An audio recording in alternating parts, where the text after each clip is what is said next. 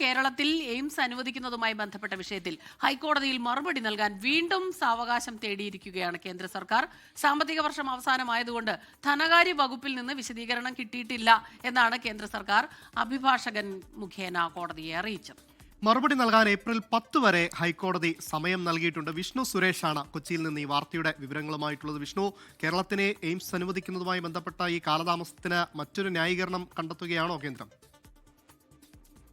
അമൽ, കഴിഞ്ഞ തവണ ഹർജി പരിഗണിച്ച ഘട്ടത്തിലാണ് 21 എയിംസുകൾക്ക് രാജ്യത്തുടനീളം അനുമതി നൽകിയിട്ടുണ്ട് എന്ന് കേന്ദ്ര സർക്കാർ അറിയിച്ചത്.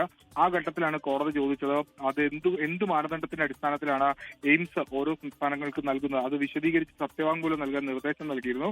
പക്ഷേ ഇന്ന് ആ സത്യവാങ്മൂലം നൽകാൻ കേന്ദ്ര സർക്കാരിന് സാധിച്ചില്ല. അവർ അതിന് ന്യായമായി പറഞ്ഞത് നിലവിൽ സാമ്പത്തിക വർഷം അവസാനിക്കാൻ പോവുകയാണ്, അതിന്റെ തിരക്കിലാണ് ധനകാര്യ വകുപ്പ്, അത്തരത്തിൽ മാർഗനിർദ്ദേശങ്ങൾ നൽകേണ്ടത് ധനകാര്യ വകുപ്പിൽ നിന്നാണ്, അതുകൊണ്ട് കുറച്ചുകൂടി സാവകാശം വേണം എന്ന നിലപാടാണ് കേന്ദ്ര സർക്കാർ ഹൈക്കോടതിയെ അറിയിച്ചത്. അതിപ്പോൾ സാവകാശം നൽകിയിട്ടുണ്ട്. ഏപ്രിൽ 10 തീയതിയാണ് ഈ എയിംസുമായി ബന്ധപ്പെട്ടുള്ള കാര്യത്തിൽ അതിന്റെ ക്രൈറ്റീരിയ ഉണ്ട് എന്ന കാര്യത്തിൽ സത്യവാങ്മൂലം സമർപ്പിക്കുക.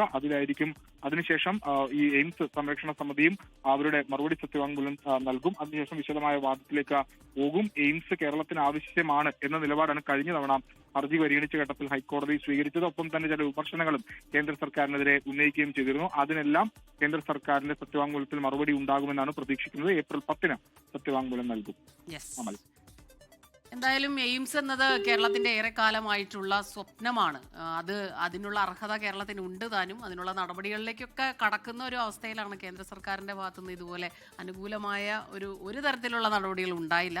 അപ്പോൾ ഇത്തവണ കോടതിയിൽ ഇങ്ങനെ ഒരു വിശദീകരണം നൽകുന്നു. ഏപ്രിൽ 10 എന്താണ് കേന്ദ്ര സർക്കാർ അഭിഭാഷകൻ അവിടെ അറിയിക്കുക എന്നുള്ളത് ഏറ്റവും പ്രധാനമാകും. വിഷ്ണു സുരേഷാണ് കൊച്ചിയിൽ നിന്ന് വിവരങ്ങളുമായി നമുക്കൊപ്പം ചേർന്നത്.